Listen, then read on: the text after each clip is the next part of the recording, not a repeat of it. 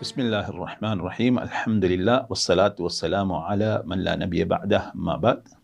அன்புக்குரிய இஸ்லாமிய சகோதர சகோதரிகளே,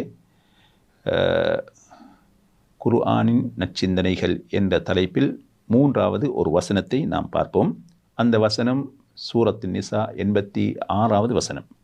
அதில் அல்லாஹ் ஜல்ல சுப்ஹானஹு வ தஆலா சொல்லுகின்றான், வஇதா ஹுய்யிதும் பிதஹிய்யத்தின் ஃபஹய்யு பி அஹ்ஸன மின்ஹா அவ் ருத்தூஹா. உங்களுக்கு சலாம் எனும் வாழ்த்து கூறப்பட்டால் அதைவிட அழகிய முறையில் நீங்கள் பதில் சொல்லுங்கள், அல்லது அதையே திருப்பி நீங்கள் சொல்லுங்கள் என்று அல்லாஹ் ஜல்ல சுப்ஹானஹு வ தஆலா திருமறையிலே சொல்லுகின்றார்.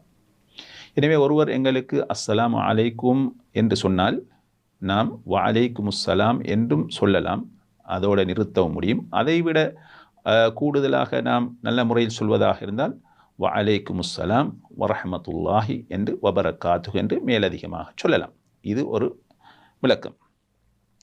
யாராவது உங்களுக்கு அந்த சலாத்தை புன்முறுவலுடன் சொல்லுவாராக இருந்தால் நீங்களும் புன்முறுவலுடன் அந்த சலாத்துக்கு பதில் சொல்லுங்கள்.